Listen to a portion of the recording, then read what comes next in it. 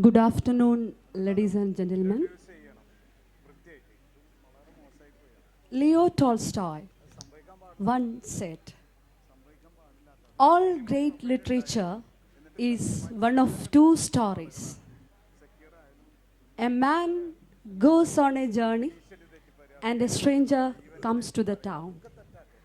I think the second one, the stranger comes to town, is right for Keith Jarrett.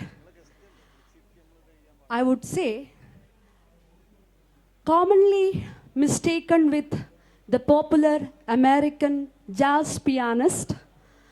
Our Keith Jarrett is a very famous British LGBT writer. He's a performance poet, short fiction writer, and an educator. I would like to introduce, it's my pleasure to introduce Keith Jarrett to the 5th edition of Kerala Literary Festival. Welcome, Keith. So, the man of spoken words, he has a lot to tell you. So, I will hand over the mic to him. First, listen to him.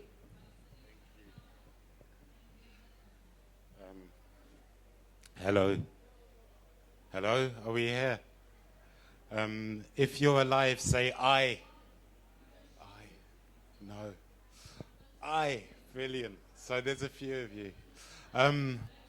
What I thought I would do is just introduce myself quickly. So my name is Keith Jarrett, and there is a famous jazz pianist who also goes by that name.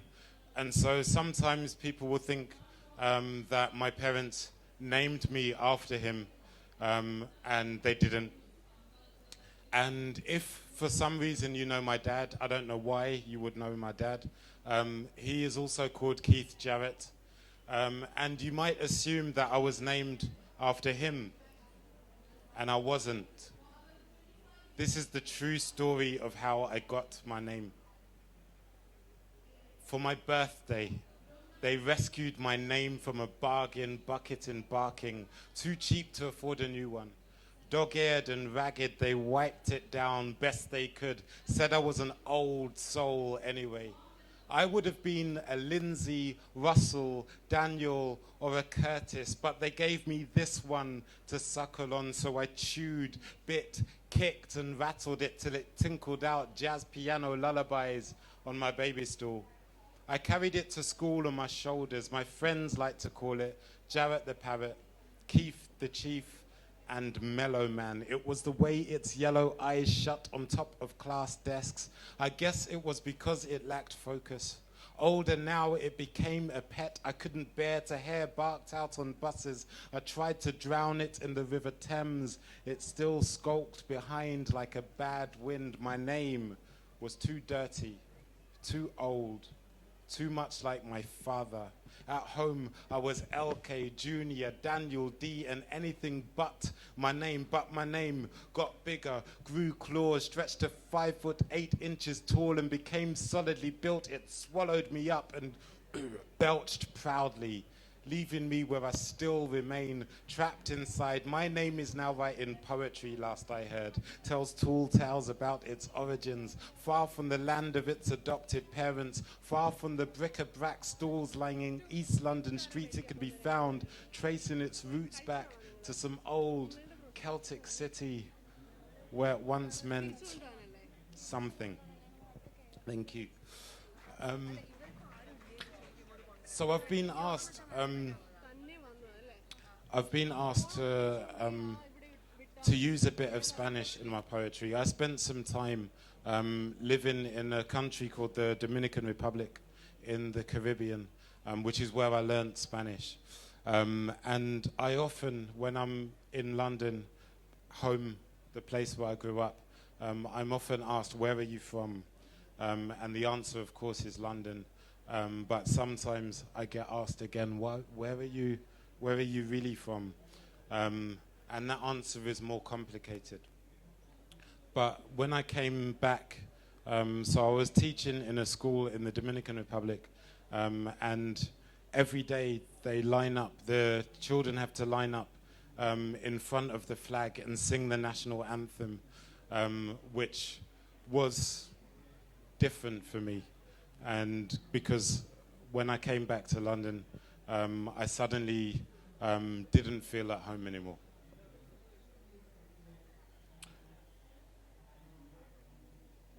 Tengo 3 o 4 lenguas en la boca. I have 3 or 4 tongues in my mouth, and they work out several times a week, lifting heavyweight words through this smoke city, which tries time and time again to tie them down and tire them out. My mouth harbors mixed messages and broken languages. My cheeks hide my mother tongue, and it is out of sync with the rhythm of the streets I know, where soul, jazz, reggae, reggaeton, and merengue battle for volume control. Where are you from? ¿De dónde eres?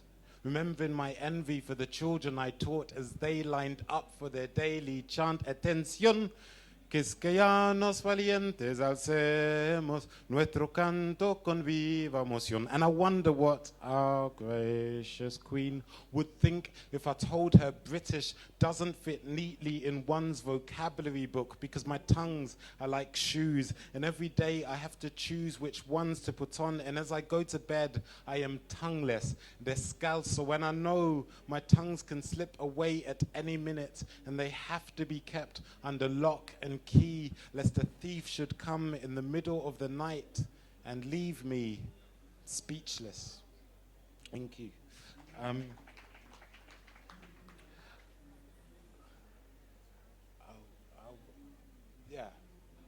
I'll do a few more poems, but I thought I'll do, because I've been traveling a lot, this one, I'm going to take you to Jamaica, if that's okay. Are you going to come with me to Jamaica? Yeah? Okay.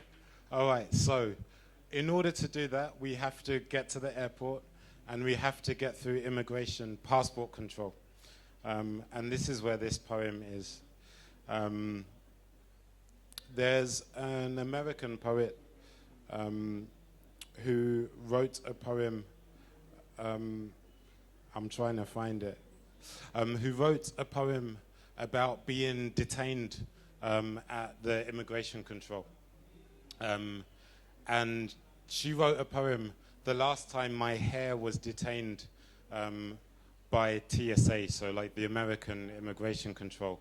And so I wanted to do my own version of that poem, but I have no hair to be detained. So this is called The Last Time My Mouth Was Detained by Customs.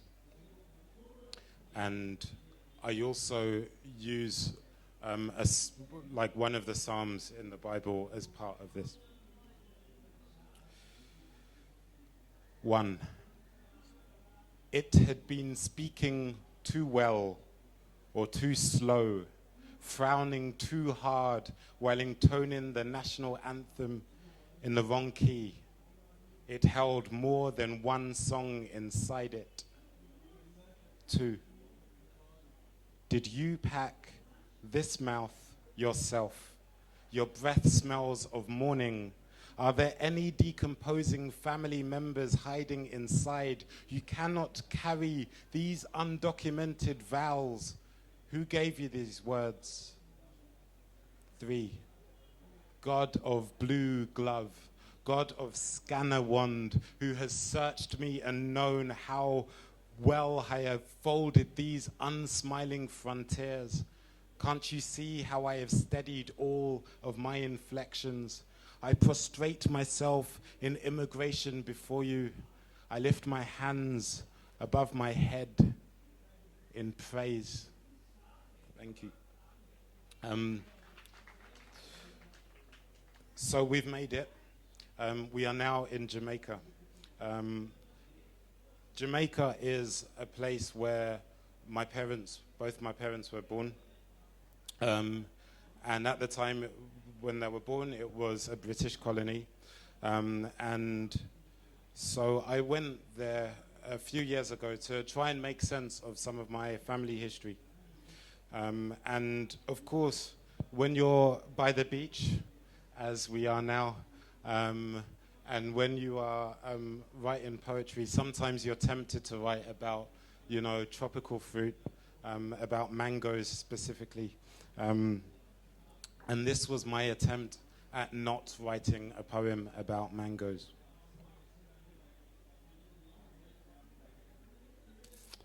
Another sweet thing.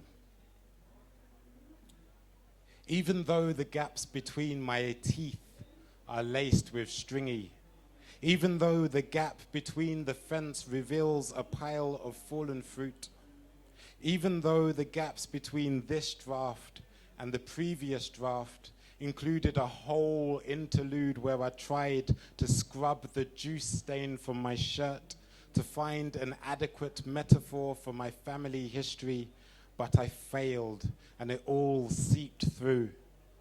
And while it is the season, and while the Caribbean Sea grabs my ankles like an anxious child, and while I know one day these waters will rearrange themselves and rise up against its borders, and the gap between this draft and the last involved discovering my name in a paragraph in a chapter in the history of Montego Bay via a 1655 settler named Colonel Nicholas Jarrett, an English patriot whose descendants still remain. And though I am sucking on this new strand of information, and though my hands are full of middle fingers and digger thumbs, and though I know how the tree was introduced from India and into the other colonies by the Portuguese, uprooted, if you will, I still cannot give space to this exoticized fruit, conscious as I am to not satisfy the reader's hunger for bucolic descriptions of coastal sunrises and cool breeze and itchy sand, but perhaps not extending to the ants reclaiming all the flesh, a colony of ants appearing so fast, so fast. Thank you.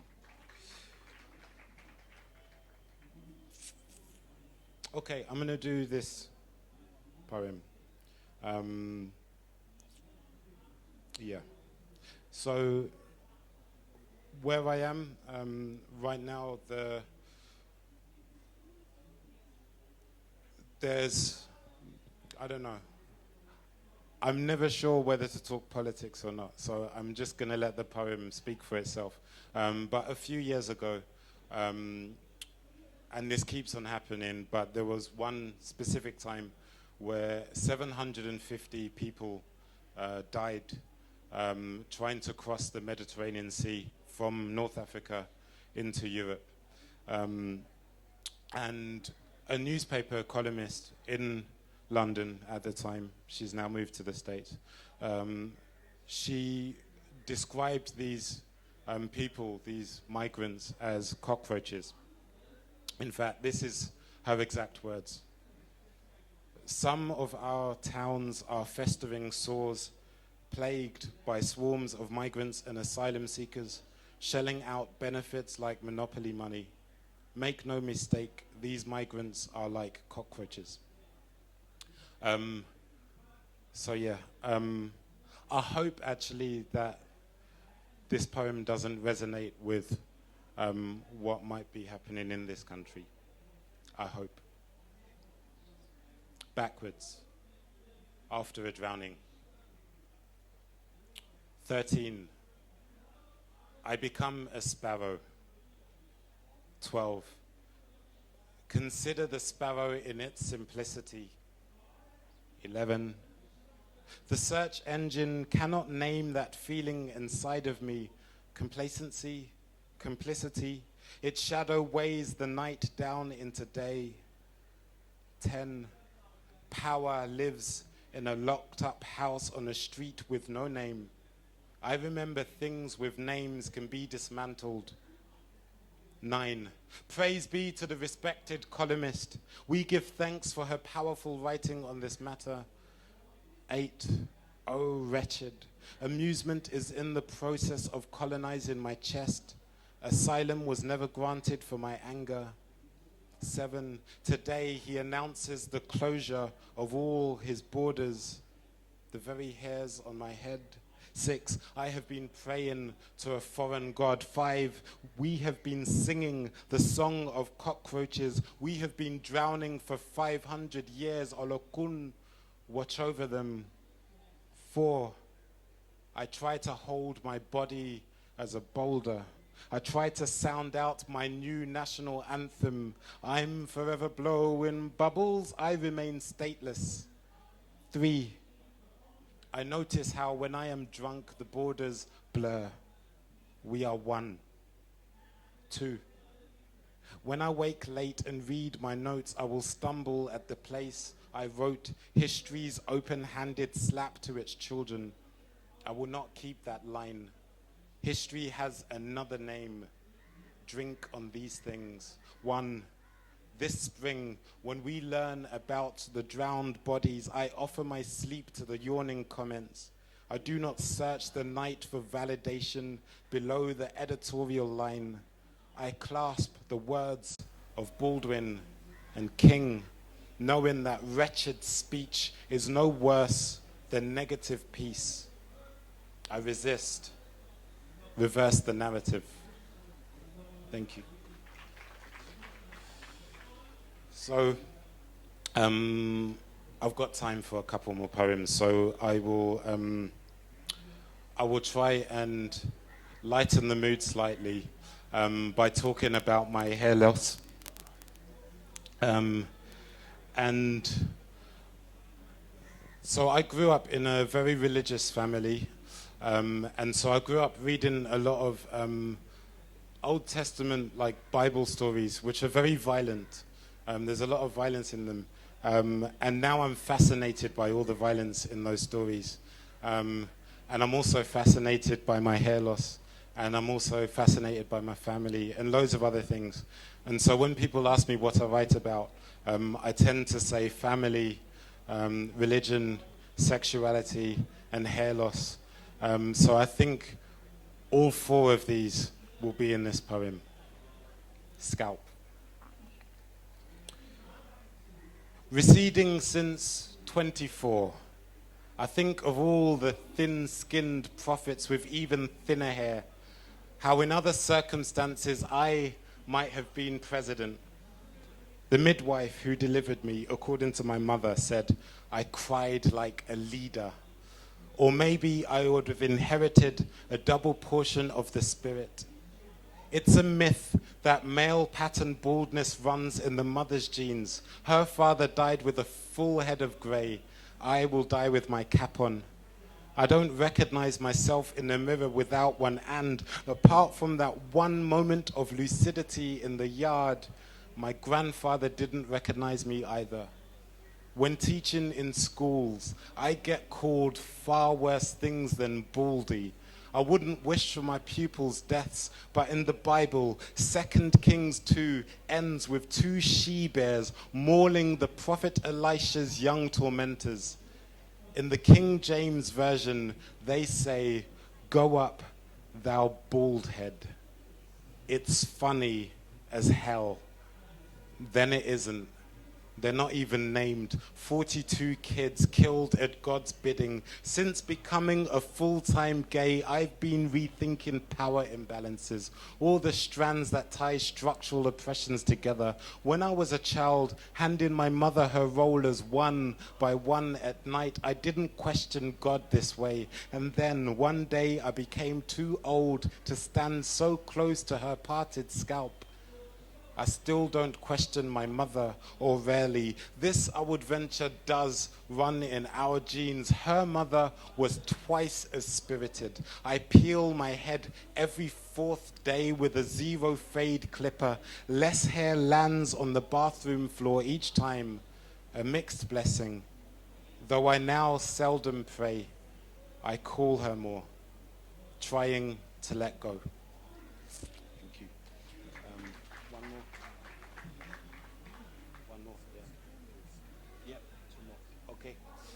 All right, I'll end with a poem that I wrote many years ago. I was at an event and the organizer asked me if I had a gay poem to read out, and I didn't. So I went home later that night and I wrote a poem, and it's called A Gay Poem. Very imaginative. Thank you for listening, by the way. They asked me if I had a gay poem, so I answered straight up no. My poems don't deviate between straight lines. My poems don't mince their words or bend or make queer little observations. They asked me if I had a gay poem, so I answered honestly no.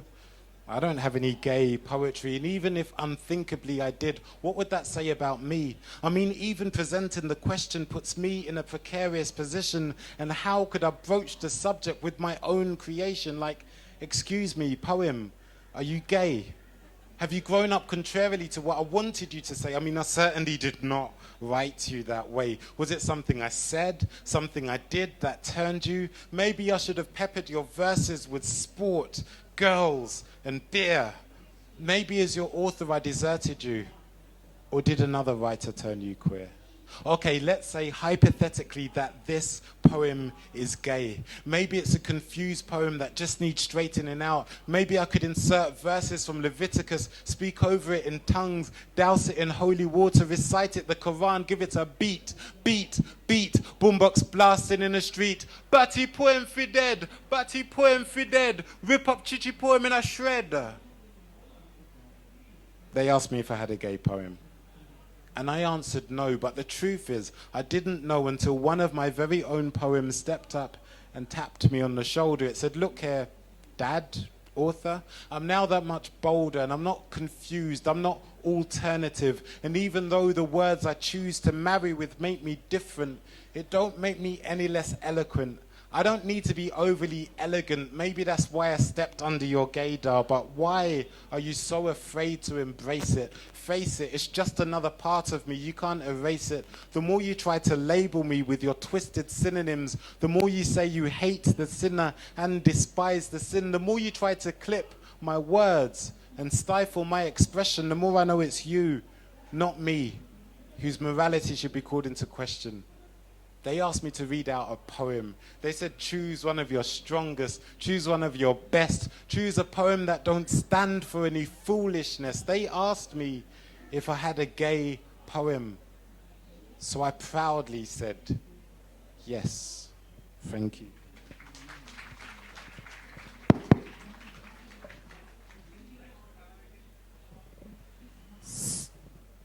So it's your time. If you have any doubt, your suggestions, you can raise. Now it's your time.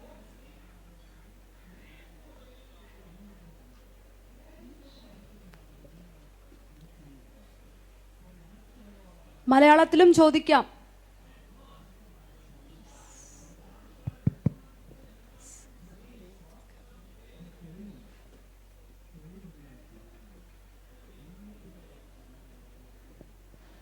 Hello. Yeah. Do you reside in Britain now, London?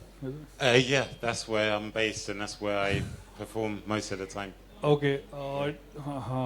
As a writer or as an individual, do you face any extra discrimination being black and gay? In the Yes, but how do you deal with it? By just living my life. I'm happy and I'm proud of what I do. And I think also having sometimes feeling like an outsider is really good material for writing. It makes you a better observer. Because sometimes if you don't fit in for whatever reason, it could be for whatever reason, if you don't fit in, then you're able to see other people and look at it differently. When I feel completely comfortable, I have very little desire to write, but when I'm not as comfortable, it allows me to fuel my imagination a bit. Thank you. Hello, sir. Sir. I'm really impressed by your poems and I really love it. What made you start writing initially? What was the inspiration for your first poem? I mean, it's really embarrassing. My first ever poem that I remember, I was about 7 years old, and my aunt was in hospital, and I had to write a get well soon card, and so I wrote a poem. But then, yeah, that's a long story, but like, I think I always wanted to be an artist. I always wanted to draw, but I can't draw, so I prefer to write instead. Thank you. So, thank you, Keith, for your powerful and evocative recitation of poems. Thank you, audience, for your careful observation and cooperative listening.